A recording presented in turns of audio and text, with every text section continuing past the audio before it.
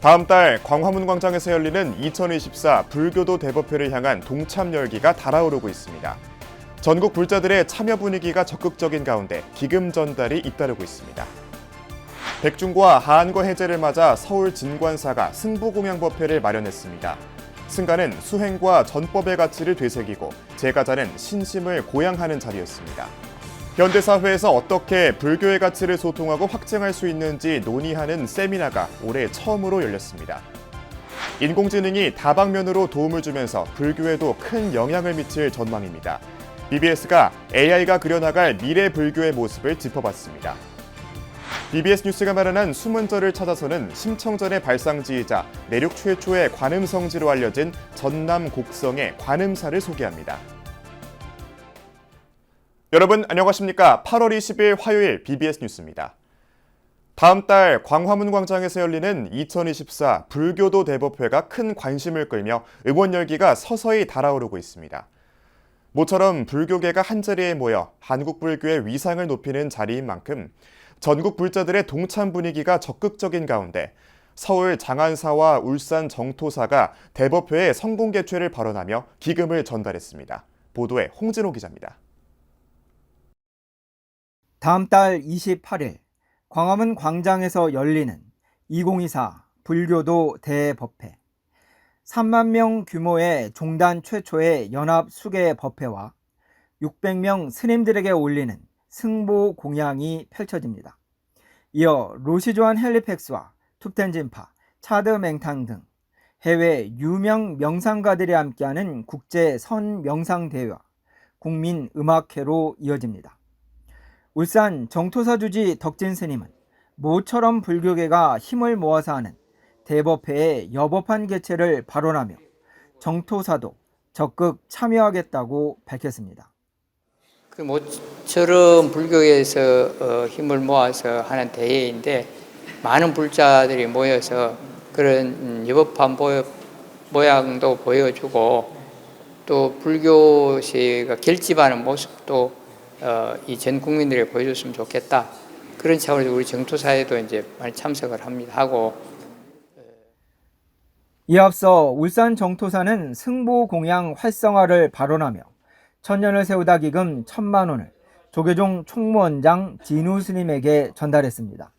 이어 조계종 총무부장 성화 스님이 주지로 있는 서울 장안사는 불교도 대법회 기금으로 역시 1,000만 원을 진우 스님에게 전했습니다. 불교 대법회의 성공 개최를 위해서 장안사 신도들이 먼저 기금 전달을 제안했습니다.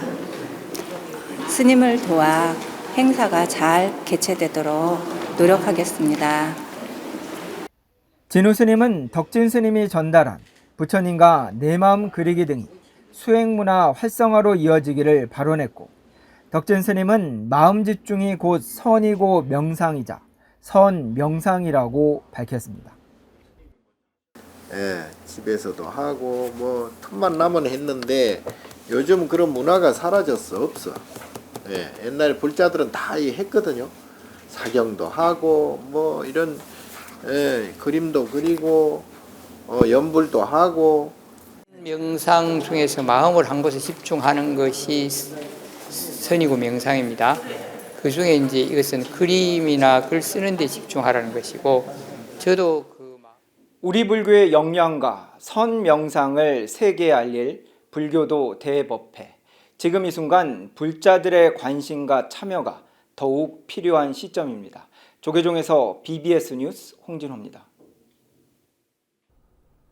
현대사회에서 어떻게 불교의 가치를 소통하고 확장할 수 있는지 논의하는 학술회장이 처음으로 열렸습니다.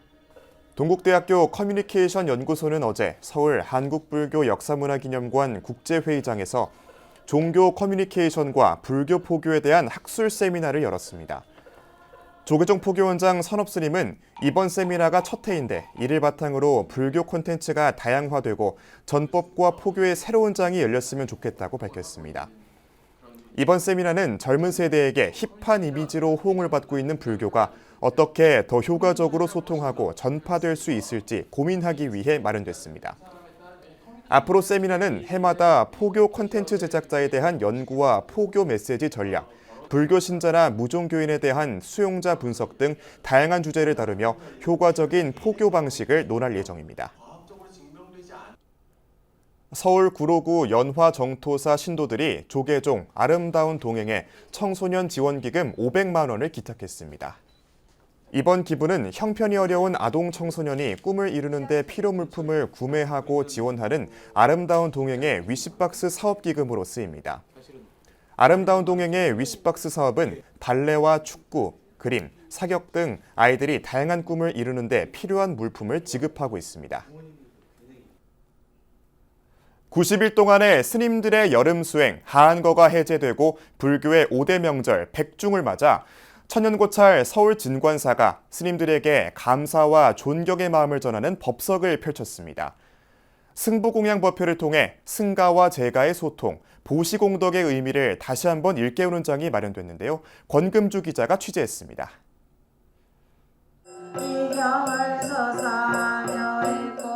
우리나라 24절기의 한가운데인 음력 7월 보름날, 100가지 곡식의 열매가 맺는 날인 백중이자 거꾸로 매달려 고통받는 중생을 구제한다는 우란분절은 부처님 오신 날과 출가제일, 열반제일 등과 함께 불교계의 5대 명절입니다.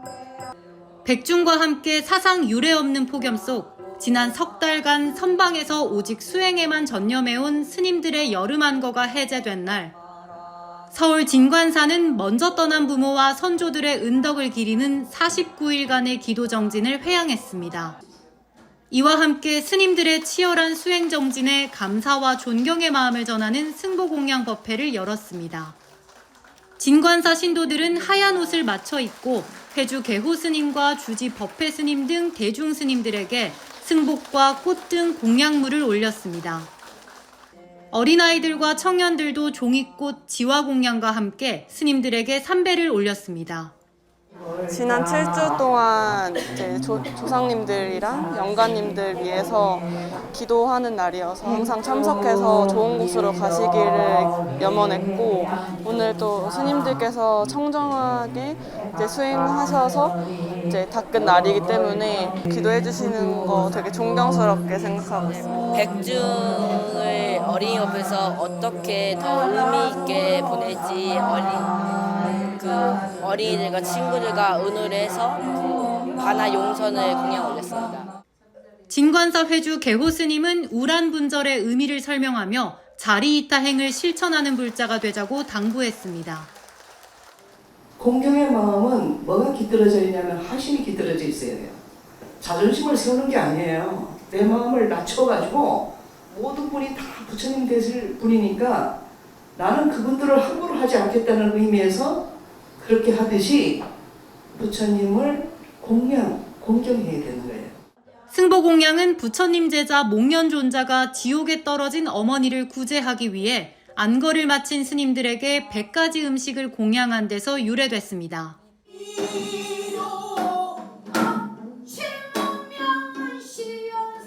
진관사 승보공양 현장에서는 목련존자가 어머니를 구하는 모습을 불교 무용인 승무로 표현한 비천무와 어린이 합창 공연 등의 다채로운 문화 행사도 이어져 제가와 승가가 한데 어우러질 수 있는 장이 마련됐습니다.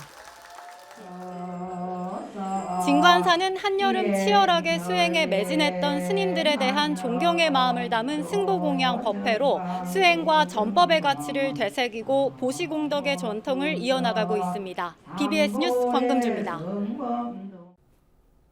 조계종 제2교구 본사 용주사가 불교의 5대 명절 백중과 하한거 해제를 맞아 관음전 개금불사를 통해 도량의 면모를 쇄신하고 소외된 이웃들을 위한 자비 나눔도 실천했습니다.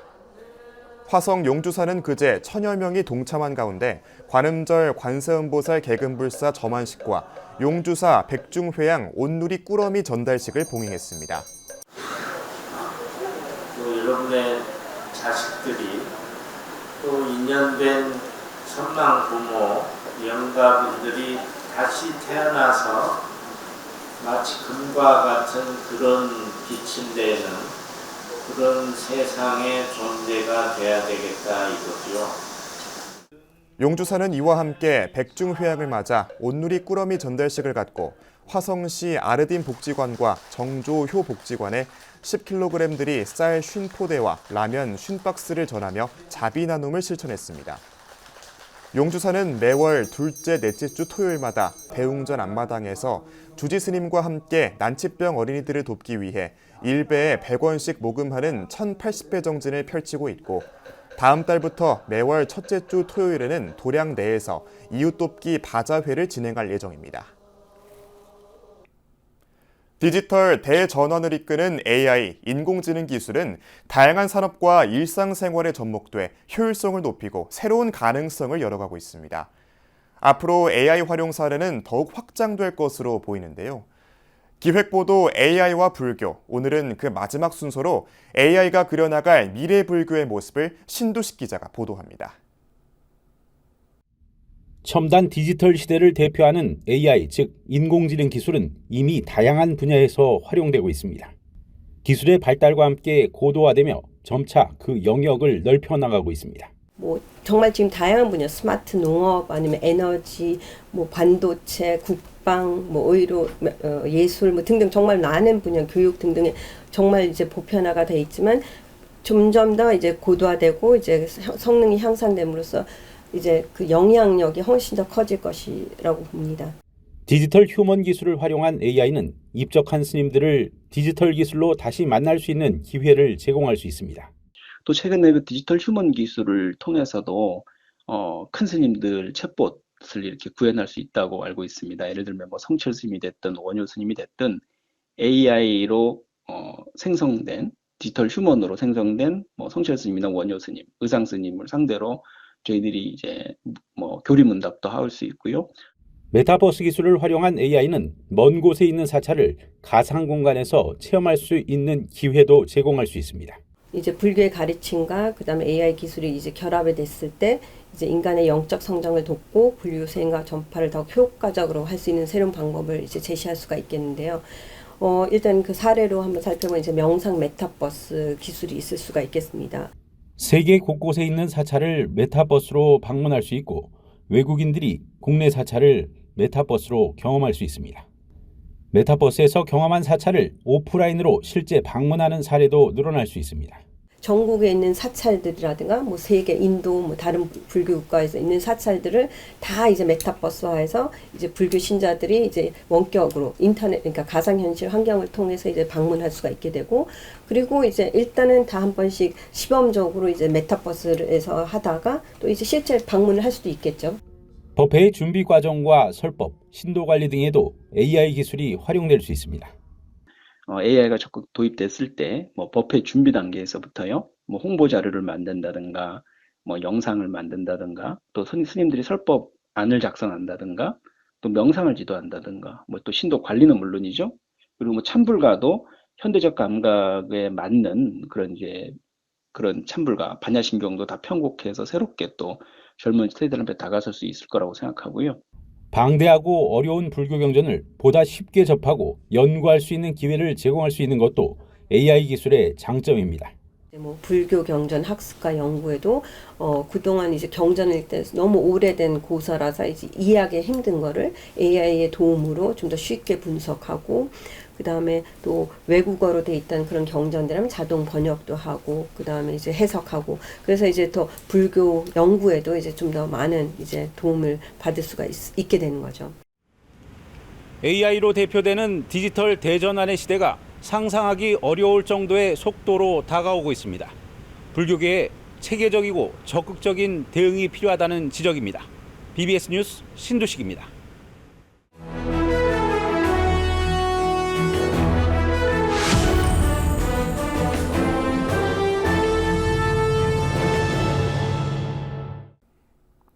BBS 뉴스가 마련한 테마가 있는 릴레이 기획 리포트 수문절을 찾아서 시간입니다.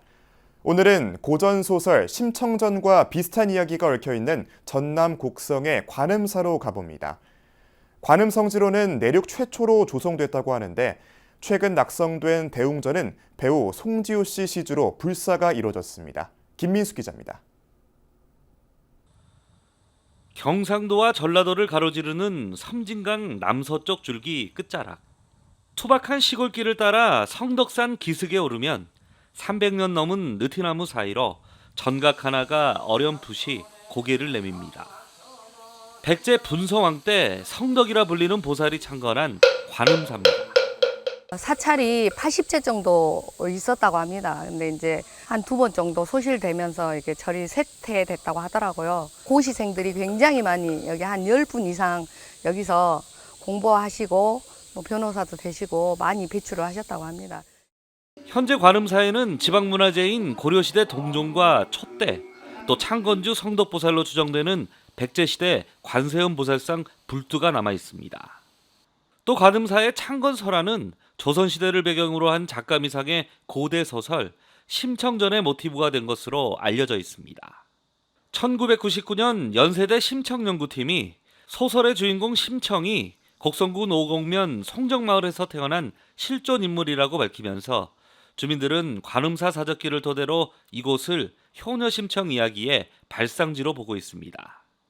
원홍장에는 처녀보살님이 아버지가 장님인데 우리는 효녀심청하고 비슷한 그런 유래에서 여기가 효녀심청의 발상지이기도 한다고 합니다.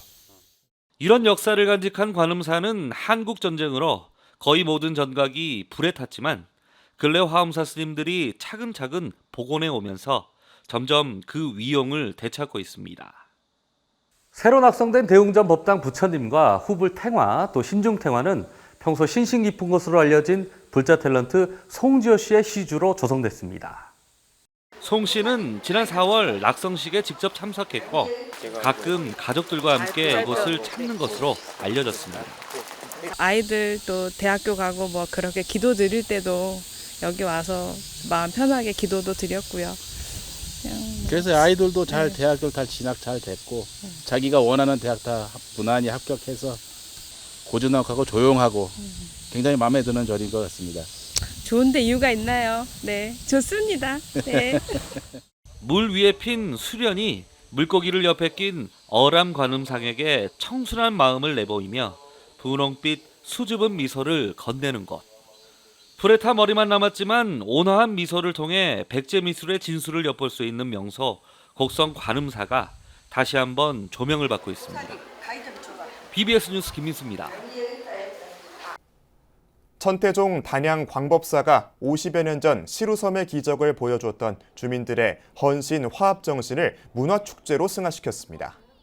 광법사는 지난 17일 단양 문화예술회관에서 제2회 시루섬의 기적 2024년 천태문화행사 정신문화 계승 및 수변 문화축제 중 합창 경연대회를 열었습니다. 천태종 총무원장 덕수 스님은 총무국장 대거 스님이 대독한 축사에서 폭풍 속에서도 물탱크와 소나무에 매달려 긴 시간을 버티며 보여준 용기와 희생정신은 우리에게 깊은 감동을 주고 있다고 밝혔습니다. 합창 경연대회 결과 대상인 천태종 총무원장상은 원주 챔버콰이어에게 돌아갔습니다. 시루섬의 기적은 1972년 8월 태풍 베티로 물에 잠긴 남한강 단양 시루섬 주민 198명이 지름 5m, 높이 6m 규모의 물탱크에 올라 14시간 동안 서로를 붙잡고 버텨 구조된 일을 말합니다. 국내 대표 시조시인 무산스님을 회장으로 창립한 승려시인회가 11집을 발간했습니다. 승려시인회는 지난 7일 서울 종로에서 회장 진관스님과 태고종 전국비구니회 회장 현중스님 등이 참석한 가운데 승려시집 11권 발간 기자회견을 열었습니다. 11집에는 승려시인회 창립을 주도했던 조계종 전 전계대 화상 성호스님과 교육원장을 지낸 청화스님, 동국대 전 이사장 법산스님 등 24명 시인의 작품 196수가 담겼습니다. 11집 대표 저자 오심스님은 연 1회 이상 시집 출반을 원칙으로 하고 회원 스님들부터라도 법회 때 신앙송 등을 통해 불교 문학 활동의 활력을 모색하려 한다고 밝혔습니다. 이상으로 8월 20일 화요일 BBS 뉴스를 마칩니다. 시청해주신 여러분 고맙습니다.